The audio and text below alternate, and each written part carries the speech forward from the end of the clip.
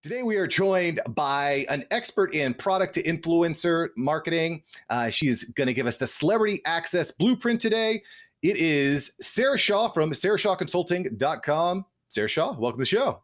Hey, thanks for having me, Mark. Glad to be here. Sarah, it is absolutely my pleasure. I love what you've done, and you've really leveraged the power of celebrities and influencers to absolutely explode your businesses. And I kind of want to start here, and this might sound obvious, but I want to hear it from you, Sarah. What was that moment, that aha moment, where you realized the power of celebrity influence to sell products? Long time ago, I used to work in the film business doing costumes, and after I'd started my handbag company, I was having dinner with the costume designer that I worked with for many years, and she was complaining that she was being forced to use Donna Karan clothes in a movie, that they were giving them for free. The producers were like, "That's it, sister, this is what you're doing." And she's, was screaming, "It's not right," and I wasn't even listening anymore. I was having my aha moment of, I am such an idiot. Why didn't I think of this? But if Donna Karan is doing it, I'm going to do it. So that was really the moment that I decided that it was a good idea to get products to celebrities. And I had no idea how to do it. This was like, I don't know, 1999. So nobody was really on email that much yet, or not the important people. And so I just kind of went about looking. I lived in LA, so I was looking up agents and producers, and I didn't know who to go to or how to get to these people. So anyway, I just started getting stuff, calling up and saying, "Hey, can I send a bag, to Sarah Jessica Parker or Liv Tyler, or, whoever I wanted to do at the time." And, they just kind of said, "Okay." So I sent it, and then they started showing up in magazines wearing my stuff. I never got a thank you note. I didn't know that it was ever happening. But once I got those pieces of press, I realized, I started sending that out to stores and other magazines. And I had a website by then. And so I had some online shoppers, signed up on my Constant Contact at the time. And it just started to propel my business forward. People want to be like, the famous people they admire. Yeah. So just kind of recap this. Someone like Sarah Jessica Parker has your handbag holding your product on a People magazine, for example. And then you would take that and you would use that as almost like social proof that you've got a great product, right? And send it out to. Exactly. Yeah. This was in the old days of, no scanning. It was Xerox it and print it and send it out to people. Sure. Yeah. Hands on. That kind of segues really well, Sarah, into my next question here, because I want to kind of walk all the after hours entrepreneurs kind of through this whole thought process, right? Because nowadays there is no end to influencers, right? You go on Instagram, everyone's an influencer. My grandma's an influencer. Everyone's an influencer. So how do we actually choose which celebrities and which influencers that we should be working with? Good question. So you really want to make sure that whoever you choose resonates with the people you want to purchase from you, right? So, we could stick with Sarah Jessica Parker. If you like her as an actress and think she's cool or hip, but your customers don't resonate with her at all, well, she's dead to you. You may want to get something to her for your own ego, which is one thing, right? But if you're looking to get people to whip out their wallet, she's not the one perhaps for your customer. So you want to really look at who they speak to, who their constituents are, in a sense, right? Who are their followers? What kind of comments do they leave? Can you tell, if you're selling a baby product, obviously you want mommies, if it's some super hipster, she might not be speaking to mommies, so you really want to make sure that whether it's a, lower scale influencer or an A-list celebrity, right? There's everybody in between, right? The whole alphabet. So depending on who it is, if it's something that's inexpensive and you're just kind of willy-nilly, let's just throw, $200 at this and see what happens, that's not a big expense. But if it's, sharing a percentage of the sales or paying $250,000 for someone to, hey, I love my iPhone case, right? That's a big difference. So you want to make sure that they're going to get people to do whatever it is you want. You're looking for website clicks or Facebook likes or Instagram likes or selling product, you just want to make sure that those people will take action. Yeah. So this is actually, I think, really, really important, is knowing the audience of the influencer that you're going to be working with. One of the things I've found really interesting is I was watching a video from Jason Capital, just, big influencer over on TikTok. He's got like 1 million followers. And he was stating that there's a ton of bikini models out there, right? But they're not well positioned to sell bikinis, right? Because that's not what they're selling. They're selling sex, right? So they're selling basically ED pills is what they can sell, right? So I just thought it was really funny because it's not something I'd thought about before, so knowing the other thing you see a lot on Instagram, someone will have 100,000 followers, but they get 3 likes per post. I was just going to bring that up. So that's the other thing. I feel like with social media, anybody can buy followers. Right. That's a given, right? So you want to really make sure that people are actually interacting, because it's super easy to hit that like button, whether it's Facebook or the heart on Instagram or whatever, right? Yes, I like it, right? You're sitting in bed and you're working the phone, but it's another thing to actually leave a comment or even to put an emoji or whatever. But that secondary advance of an action is I think what really is telltale for how much people are actually kind of into this influencer or will do what they say. Yeah, absolutely. Hey, Mark here. Thank you so much for watching. Make sure to smash that like button for the YouTube algorithm. Let YouTube know you're enjoying this video. Let me know you're enjoying this video. All right, let's get back into this episode. So let's kind of say that we've found some influencers that we like, some celebrities, for example, that we really like. I would assume that they're getting blown up with messages every day, all day, and you don't probably have the resources as a startup or as a business just to be sending out your product to everyone willy-nilly, right? So how can we actually get to these people? Should we be sending them snail mail? Should we be emailing, DMing? How can we actually get a celebrity or an influencer to pick up the phone? Well, so what we really like to do is, we're talking about like real celebrities, people on TV or movies, Yeah.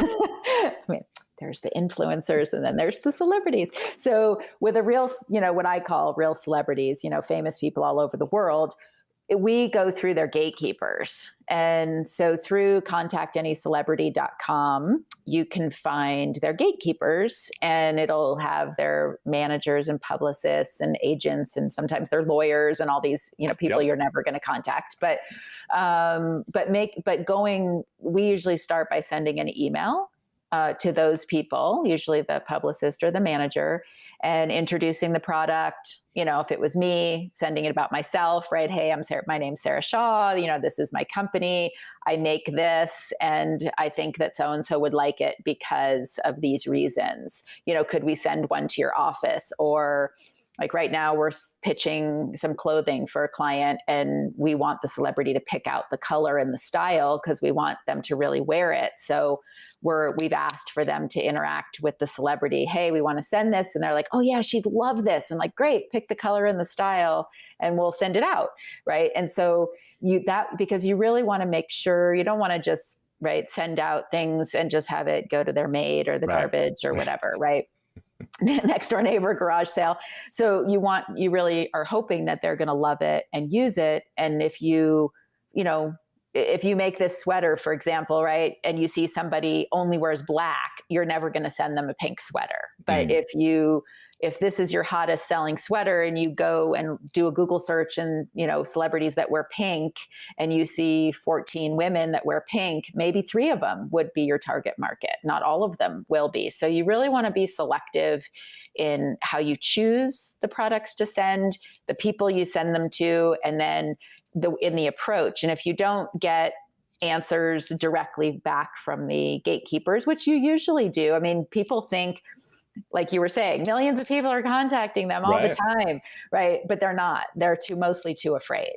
Most people don't do it. So don't be afraid. Because I think that, it's really easy to get caught up, and I'm just going to DM them on Instagram or on Facebook, which is, you're going to be completely saturated.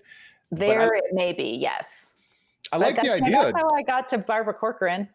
I just DM'd her on Facebook and said, hey, I want to interview you. And in 30 seconds, she wrote me back and said, great, you have to talk to my assistant, and gave me her email. Oh, that's amazing. I love Barbara. She is definitely a shark. She is a serious shark. Love her. So this is really cool because I think that a lot of people either get paralyzed or they don't know what to do, right? And I think just Right. starting, getting it out there is really important. But the other thing is finding a way to actually stand out. How much customization should we be putting into our notices and to our emails to these celebrities and their go-throughs? Hmm. So, kind of like I was saying, if you were looking for, if this was your best-selling pink sweater and you wanted to find other celebrity women with pink sweaters who wear pink, right? You can specifically Google that. Or if you have a baby product and you're Googling, I don't know, women with 2-year-olds, because that's the target audience for your product, or you have a newborn product, or you sell jewelry but you make chunky beaded necklaces, so you're going to look for celebrities that wear you know bigger, chunkier necklaces, So right? might you Not say something in your email, like at the body of your email, like, I have this beautiful pink yes, sweater. I think it would really match these shorts or something. right. Or I've seen lots of photos of Mark wearing his blue shirt all the time, right? And we make this amazing, these 3 blue shirts. We'd love to send him one. Blue looks like it's his favorite color. So yes, it can be definitely personalized that way. But it could also be generalized, like, oh, Mark just had a baby, and we want to send him these baby bottles or baby Oh, I blankets like as a that. gift. So it can kind of go both ways, more general about the situation, or more personal about something that they wear that you've noticed. Yeah, and quite frankly, it probably doesn't hurt to try different methods, right? I mean, there's a little bit of learning from your mistakes and Mhm. finding out what works, because what might resonate with one person might not resonate with another. Exactly. I mean, I know for me, for example, I respond a lot better to DMs and to messages that are catered, or at least let me know that that person's actually interested in me. It's not just some Mhm. spammy thing that they're sending out to 200, 300, 400 people, you know? Exactly. Yeah, and you can always tell when it's spammy. Right, right. Delete. Right. Like if the name is a different font than the rest of the body of the email or something Yes, like that. right. Yeah, I'm with you there. And it takes a little bit more work, but it'll probably pay off. And quite frankly, if you don't Totally have the pays off. yeah, if you don't have the time, you can maybe hire someone to do some of that legwork for you. Mhm. You know? So let's assume that we've reached out, we've gotten someone. They say, sure, send us over your product, and let's take the pink shirt for example, right? Yeah. So we're celebrating, we're telling all our friends, we're like, we're gonna make it big, right? What do we actually want to send them to make sure that they wear it and they don't give it to the maid or it never gets Yeah. worn? We make sure that it actually shows up on Instagram. How can we actually make sure that that product goes to a good use? Well, so we like to put a personalized letter inside the gift, and you want to wrap the gift as if it was a gift, like Mm, holiday or birthday gift, in wrapping paper, maybe with a ribbon, and uh, and then put that inside the shipping box. mhm. Just so that when the agent or the manager, the publicist, whoever's getting it, opens it to make sure it's not a bomb, and um, and then sees oh, this is for Susie Celebrity. Then when the person opens the box, because I can't imagine that anybody's agent or manager would actually open a gift wrapped box that is meant for one of their clients. Right. So they'll give them, this beautiful box with the bow. And then inside that box is the letter, dear Susie Celebrity, I've seen you wearing a ton of pink. It looks like it might be your favorite color. This is our best selling sweater. Looks like it's your style. We hope you love it. If you want anything else from us, please let us know. You can contact us directly or through your manager, Susie manager, and we will send you whatever you want. You Love know, that. something like that. I mean, I don't really ever ask for people to post or share because that feels creepy to me. And it's Um, probably almost like an unsaid thing. Like they yeah, understand why you're sending it to them. of course. And, like speaking of Sarah Jessica Parker, a few months ago, well, maybe 6 months ago now, with COVID, I have COVID brain, time warp. But a woman in one of my programs sent a hat to Sarah Jessica Parker that she has a knitting company, and sent her this really pretty hat and some other things. And she posted about it right away on Instagram, posted a gorgeous photo and tagged her and said, who am I to receive this gorgeous gift, and how generous, and blah, blah, blah. And there must have been 25 or 30,000 likes within, I don't Yeah. know, an hour. I mean, that type of exposure will absolutely explode your business. And Sarah Shaw is dropping all the knowledge bombs here. You can go to sarahshawconsulting.com for a free strategy call. She's going to walk you through an exact strategy, right? Can only touch the tip of the iceberg here, but she's going to take you way in depth, because I can tell you from personal experience, I've interviewed some pretty big name celebrities on previous shows. And as soon as that celebrity puts it out on their Instagram, boom, hundreds of downloads, thousands of downloads from people that you maybe have never spoke to or didn't even know you existed until that happens. And the other cool thing is with a lot of celebrities, they're not posting on Instagram like 5 or 6 times a day, right? So they post once and it might be up on that wall for other people to see for in some sort of perpetuity or residuality. I don't know if that's a word, but I'll go with it.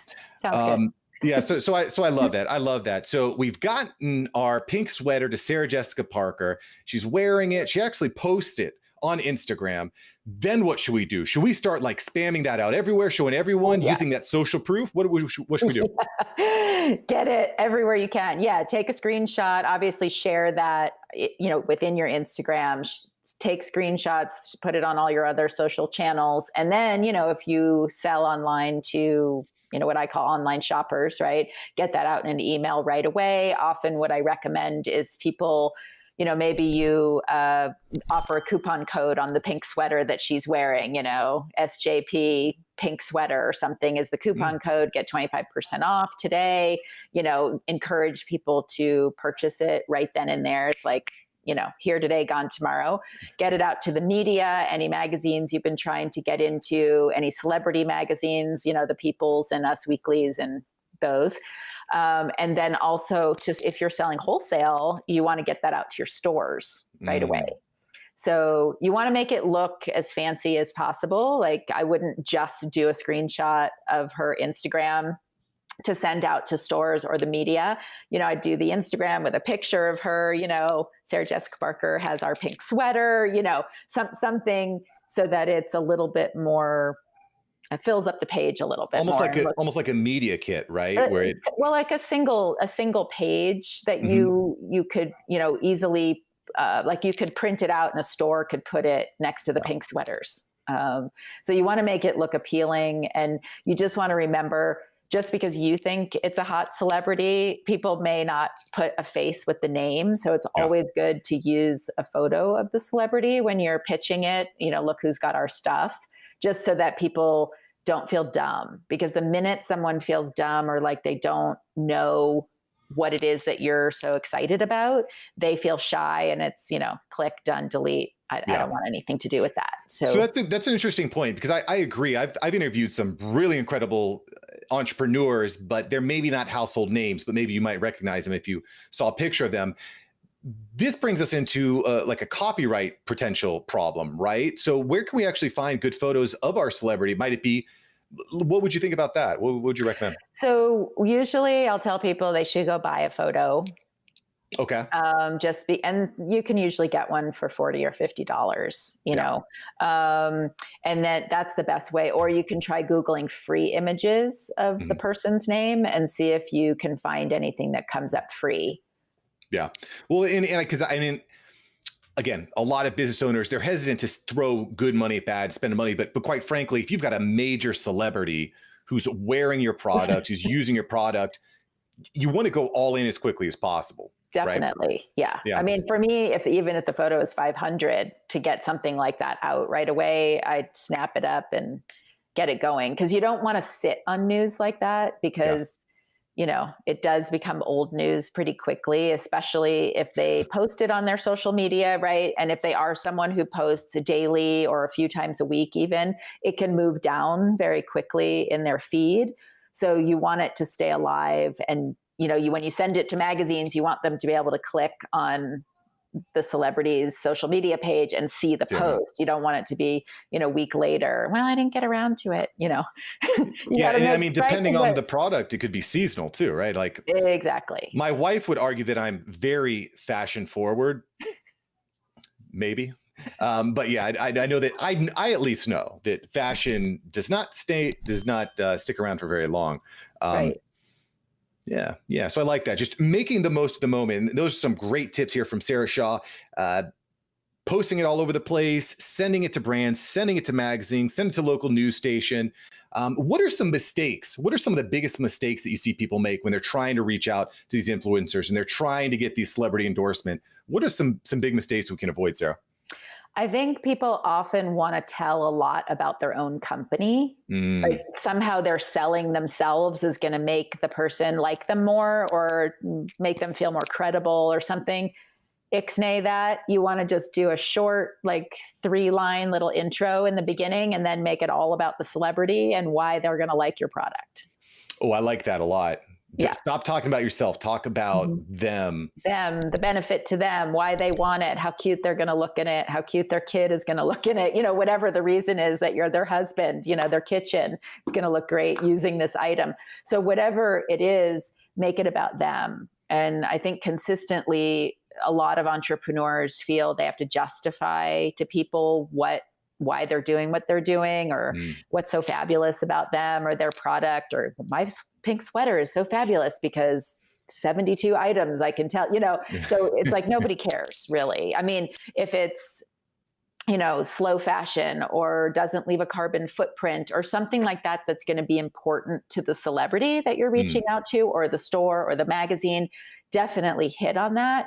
We leave zero carbon footprint if that's your case, and then you're reaching out to celebrities that care about zero carbon footprint or magazines that write about it or solar this magazine or whatever, right? So if you're relating to a specific um, cause or some kind of specialty in the, we don't use whatever you make diamonds, we don't use blood diamonds, right? Yeah. So whatever is attached to that. And so there's always I think you're going to always do better no matter who the influencer or celebrity is or magazine or even a store or even your online shoppers when you can relate to the core issue of why they would want your product, not just because it's pretty, or useful, Yeah. right? It's not like you're not selling them water.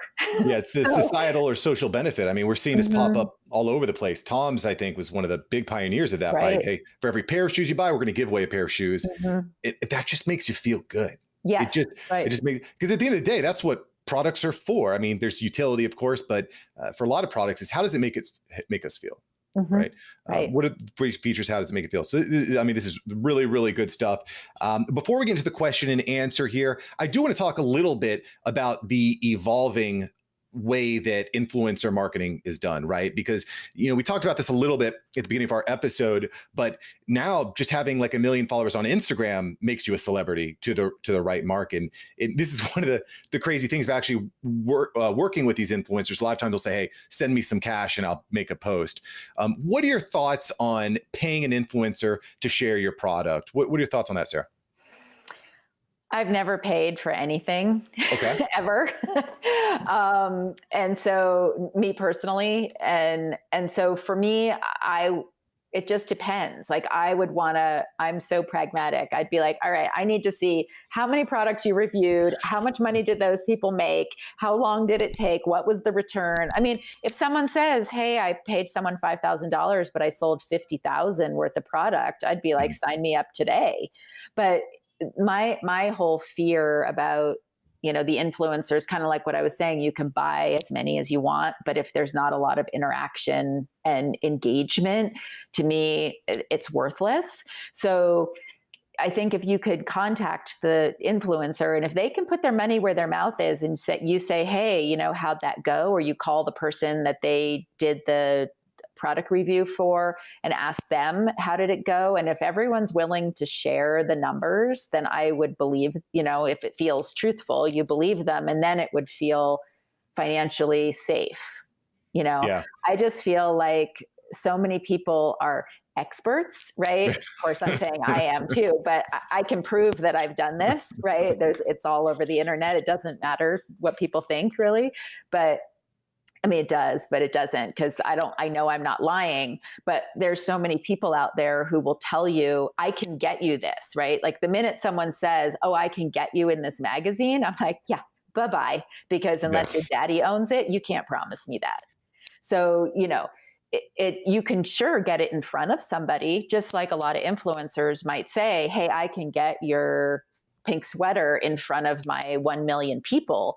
But I can't, if they're honest and say, I can't tell you if any of them are going to want to buy it, that would feel Yeah. honest to me. Right. But if they say, oh, yeah, pay me 5 grand and I'm going to, I know at least 200 people are going to buy it, my answer is going to be, how do you know? Yeah, I'd Right. want to, like you said, you definitely want to see some sort of number, some sort of social proof. Hmm. Like you said, especially if you're going to be paying them to create that post. I mean, it's one thing if you say, "Hey, put this link in your bio, and every time someone purchases, we'll set up an affiliate link for it." And Totally. that's a little bit easier because you're not going all in up front. You're not paying them. You're not selling the Exactly. product. Right. But I don't even mind sending product. Like for me, unless you're selling diamonds that cost a fortune or some fancy jewelry or a fur coat, right? Most things are pretty affordable as far as marketing goes to be Yeah, able to send your necklace or your shirt or sweater or whatever you're selling or the baby product. When you think, like I usually say to people, it's just the cost of your product when you're doing your own outreach, right? You're sending it to maybe you try 10 celebrities and see if any of them post. Because if one of them posts on social media or sends you a thank you note or something, or a magazine just happens to pick it up because you say, Sarah Jessica Parker is wearing this thing of ours, they might say, oh, great, and just put it in. Or maybe they'll call her people and say, does she have this? And she'll say, yeah, I love it. And they'll put it in a magazine. I mean, that could be worth, you know, I've made over, when I had my own companies, millions. I'd made over hundreds of 100,000 on a post, Yeah. that's, or in a magazine.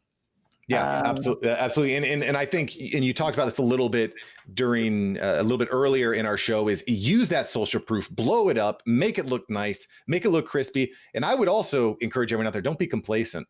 Leverage that social proof to reach out to the next influencer and the next influencer Exactly. with the next product, because you see this on Shark Tank a lot. Right. I don't know if you watch Shark Tank, but Of well, you course. probably do. Barbara Corcoran. Yeah. Yeah. You Right. see this on Shark Tank. Someone's like, we went viral on Instagram and we sold $100,000 worth of product, but then we floundered for 6 months, right? Mhm. And so it's trying to keep that fire, which is a tough thing to do. And of course, listen, you go to sarahshawconsulting.com. She's going to give you a free consultation, absolutely free to you Totally from her, free.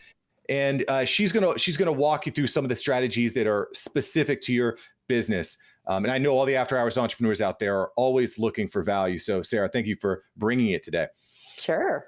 Thank you so much for watching. I'm glad you enjoyed this episode. I've got several other episodes right here for you. Smash one of these videos to make sure that you don't miss out on the tips, tools, and tactics of industry experts. Let's take that side hustle full time. Smash one of these links.